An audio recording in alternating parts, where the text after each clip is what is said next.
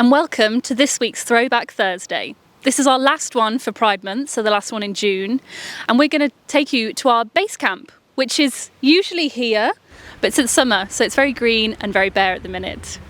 This week we're going to hear from Elgeti, a trans swimmer and activist, and local adventurer Kate Appleby, as they talk about Pride and why Pride is never over. Thank you so much. To introduce myself, my name's Elgeti.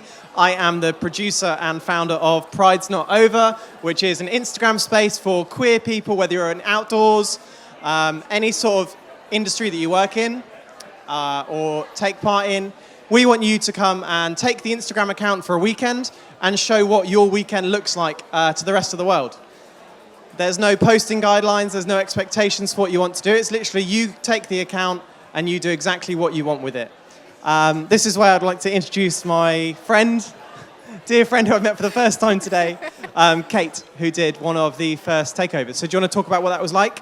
Yeah, I think it was just a really good opportunity to talk a little bit about what goes on in the community, and I think just to represent the fact that there's so many faces to the community and we've all got a different opinion, different minds, and yeah, it was great. Fantastic. So we're going to do a bit of an interview format just so you can get to know Kate. And there won't be any Q&As today, unfortunately, but we will be available to chat afterwards. So thank you so much, again, to those of you that hung around and waited for this conversation. Before we dive into the questions, I'm just going to tell you a bit more detail about what Pride's Not Over is. So we have 4 aims. It's to share the joy of being LGBTQIA and the way embracing it has impacted your life. We ask our hosts to lead with people and real-life day-to-day experiences focused on the LGBTQIA content. We ask you, the account is there to support those questioning by showing a real-life example of ourselves. So we don't want you to create a fake weekend just to look good for the Instagram. We want you just to show exactly what you would normally do. And the reason for that is to drive others to become better allies with regular, easily accessible information. So the weekend's there for you to check in at any time, and you can also go back and view it at any time through the Instagram stories and highlights features. I'd just love to say thank you to our previous guest hosts that we've had. So this is since July. We've had all these fantastic people. So can I get a round of applause? I know Cam and Frit is in the audience. And obviously Kate. I know you didn't see that, sorry. But yeah, we're just going to move very swiftly on to the interview format because that's what you guys are all here for. So Kate, could you please tell me who you are? What is Kate to you? Who knows? I'm Lakes born and bred. I'm a hiker, I'm a swimmer, I'm a climber. There's not much outdoors that I don't do. And I spend a lot of my time campaigning and talking about accessibility in the lakes, accessibility in the outdoor community, and talking about what it is to be in a group of underrepresented people. I spend most of my time outdoors and talking loudly and talking nonsense. Awesome. So obviously this is Pride's Not Over. Yeah. So just in a few words, what is Pride to you? What does that mean? So I think Pride to me is about having the ability to wear yourself as a person, indoors and outdoors, and to yourself and outdoors, and making sure that I think you feel comfortable to express who you are in the world outdoors, and having pride to do that. So for me, I guess Pride literally remains pride in representing the person I am and being that best of that person outdoors. Fantastic. And so for me, it's fairly obvious that I'm a transgender woman, but identity can be so different. So I'm also a lesbian. My partner's in the audience, Oriana. But what is your relationship with your gender and your identity? So I think for me, I see it really fluidly, and I always have done. Just because I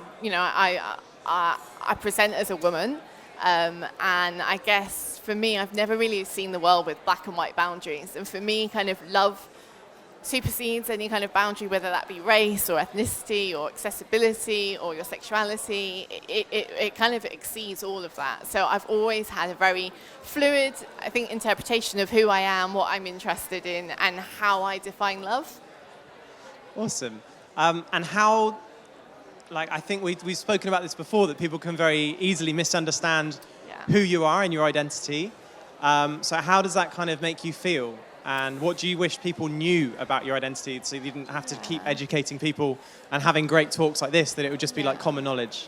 So I think unfortunately, we still live in a society that has a defined image of what a lesbian or a transgender person or a bisexual person, we all have, unfortunately, I think there's an idea that we sit in different boxes and we look like certain people and we talk like certain people and we have different interests. Whereas for me, being part of a community is just one part of my personality, and just it's an important part, but it's just one of many.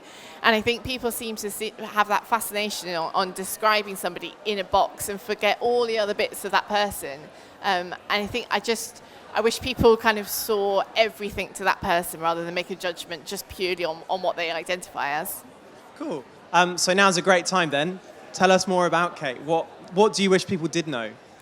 So I spend obviously a lot of my time talking about accessibility outdoors. So I suffer from lupus, which is an autoimmune condition, and it's something that I guess is quite difficult because it's a hidden illness, and the outdoor community is amazing, but it's very difficult to be part of it when you have a hidden illness. You can't necessarily integrate and do everything, and there's also very good days where you can do everything, and there's bad days where you can do very little.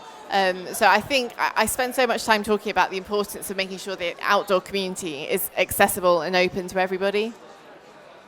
Fantastic.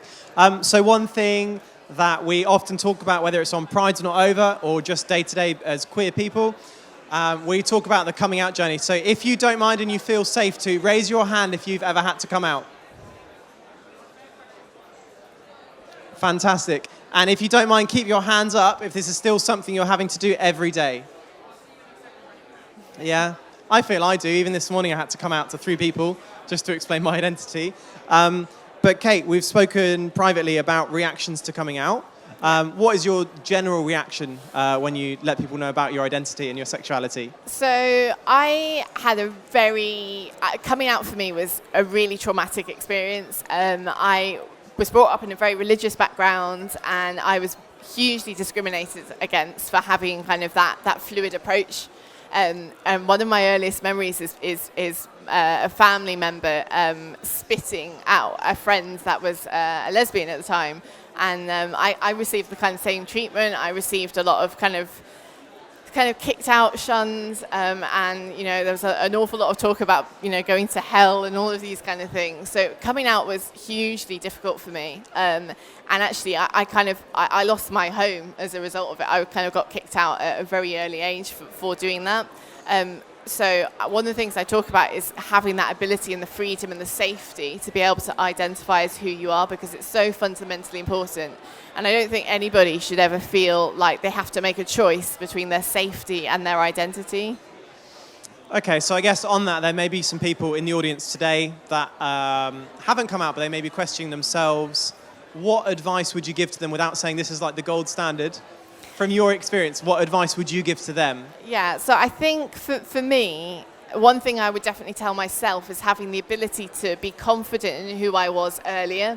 And I spent so long trying to define myself and put myself in a box. And I think, we're all individual people. We all have our own quirks and thoughts. And why stress yourself by identifying as something within a box?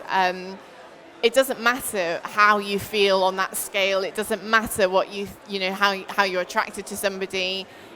Don't stress yourself with saying, I am black and white and I am this or I am that. And I think when you're more comfortable to open up to being very fluid in your approach, I think that means that you've got the creativity and the freedom to actually figure out who you are. So it's a very difficult time, but I would definitely say that you just need to approach it as fluidly as you can and don't feel the pressure to align to a certain category. Okay, yeah, that's really, I've never thought of it like that at all.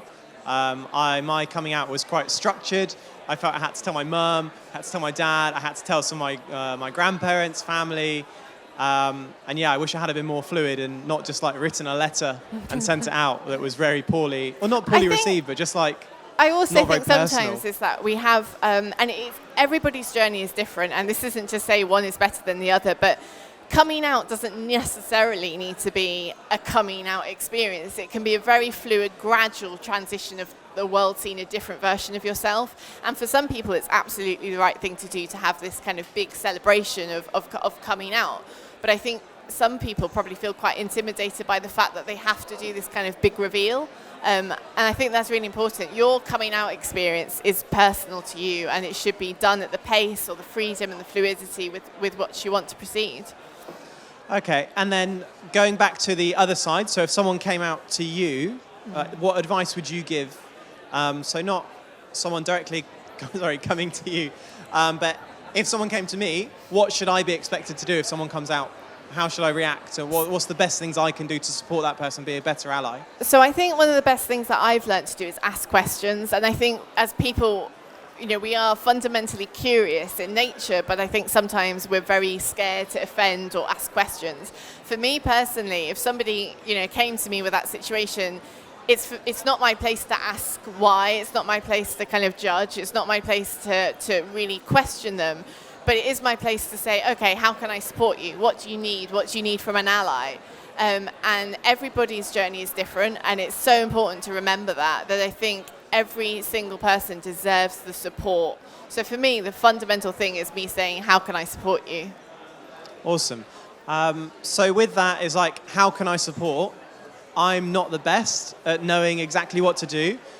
How do you educate yourself to understand people better, and where can people in the audience today go, if you know, to educate themselves? So I think, again, this comes back to being confident enough to ask the important questions. And I think it has to be done sensitively, and I think you have to feel able and comfortable and confident to have those questions. But the best place to start is to ask. So there's lots and lots of information online. There's lots of different podcasts, different books. And I think for me, the best way of educating yourself is to talk to your own self and discover where you sit in that relationship. For me, I've never looked at kind of gayness as a yes or a no. I think I firmly believe that we're all on a kind of scale, and some people may very well sit at the very straight end, and some people may end at the very different end. But I think when I visualize that sliding scale, for me, it removes instantly those barriers of being black and white. And I think that really helps to people to feel comfortable in talking how they want. Thank you very much for joining us on our YouTube channel. We hope you enjoyed the interview with Eden and Kate. If you'd like to check out that or any more interviews like it, please log on to our Kendal Mountain Player. All the links and everything are just below. And our theme for next month is climbing. So if you want to hear all things about pulling on plastic and touching rock, tune in next month. Thank you.